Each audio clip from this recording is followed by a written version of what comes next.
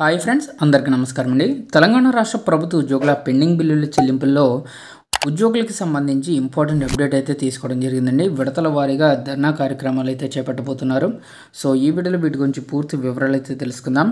So Telangana రాష్ట్రంలో ప్రభుత్వ ఉద్యోగులకి సంబంధించి 2023 నుంచి జూలై 1 నుంచి పీఆర్సీని అయితే ఇంప్లిమెంటేషన్ చేయాల్సి ఉండగా ఇప్పటి వరకు కొత్త పీఆర్సీకి సంబంధించి ప్రభుత్వం దగ్గర నుంచి ఎటువంటి ప్రతిపాదన రాలేదు. అలాగే పెండింగ్లో ఉన్నటువంటి 5 డిఏ బకాయిల చెల్లింపులకు సంబంధించి ప్రభుత్వం నిర్ణయాలు తీసుకోవడం లేదు.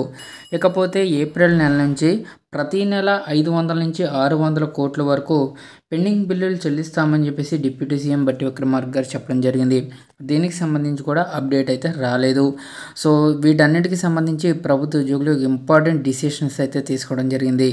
సో ఈ వీడియోలో వీటి గురించి పూర్తి వివరాలు అయితే తెలుసుకుందాం. ముందుగా తెలంగాణ రాష్ట్ర ఎంప్లాయీస్కి సంబంధించి ఏ చిన్న అప్డేట్ వచ్చినా సరే మన ఛానల్ ద్వారా అప్డేట్స్ అయితే ఇస్తుంటాం కాబట్టి ఛానల్ని సబ్స్క్రైబ్ చేసుకోండి. వీడియోని ఒక లైక్ చేసి మీ తోటి ఉద్యోగ మిత్రులకు వీడియోని అయితే షేర్ చేయండి. మన ఛానల్కి మీ యొక్క సపోర్ట్ అయితే ఉండాలి. బకాయిల చెల్లింపులు సమస్యల పరిష్కారంలో ప్రభుత్వం విఫలమైంది. ఏప్రిల్ 1 నుంచి దశల వారీగా ఆందోళనలు. మే 10న హైదరాబాద్లో మహాధర్నా కూడా నిర్వహించబోతున్నారండి. దీనికి సంబంధించి పూర్తి వివరాలు అయితే తెలుసుకుందాం. సో ఇక్కడ ప్రభుత్వ ఉద్యోగుల సమస్యలపై రాష్ట్ర వ్యాప్తంగా ఐక్యంగా పోరాడతామని టీజీఈ జేఏసీ రాష్ట్ర చైర్మన్, టీఎన్జీఓ రాష్ట్ర అధ్యక్షుడు మారం జగదీశ్వర్ తెలిపారు. సో ఇక్కడ మెయిన్గా రాష్ట్రంలో ఉద్యోగులకు రావాల్సినటువంటి బకాయిల విషయంలో కానీ ఇతర సమస్యలను కానీ పరిష్కరించడంలో కాంగ్రెస్ ప్రభుత్వం పూర్తిగా విఫలమైందని విమర్శించారు. అయితే తెలంగాణలో కాంగ్రెస్ ప్రభుత్వం ఏర్పాటయ్యి సుమారుగా సంవత్సరం పూర్తయిన నేపథ్యంలో ఇప్పటి వరకు కూడా ప్రభుత్వ ఉద్యోగులకు సంబంధించి జీతాలు, పెన్షన్లు మినహా ఎటువంటి ఇతర సౌకర్యాలు ఇవ్వలేదండి.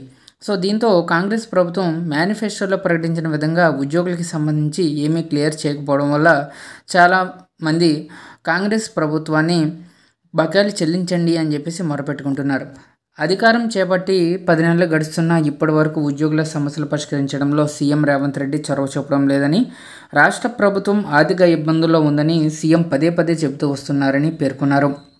సో దీని ప్రకారంగా జిల్లాలో 1వ తేదీ నుంచి 30వ తేదీ వరకు దశల వారీగా ఆందోళనలు అయితే చేపడతామని, మే 4వ తేదీన రాష్ట్ర స్థాయి సదస్సు ఏర్పాటు చేసి మే 15న నిరసన కార్యక్రమాలు చేపడతామని, ఆ తర్వాత జూన్ 10న హైదరాబాద్లో మహాధర్నా చేపట్టేందుకు కార్యాచరణ రూపొందించినట్లు తెలిపారు. సో కాబట్టి ప్రభుత్వ ఉద్యోగులు ఉద్యమం బాట పడుతున్నారండి. సో ఖచ్చితంగా ప్రభుత్వం ఇప్పటికైనా ఉద్యోగులకి సంబంధించి ఒక మీటింగ్ కండక్ట్ చేసి వారి యొక్క బకాయిలు చెల్లించే విధంగా ప్రణాళిక అయితే ఇవ్వాలి.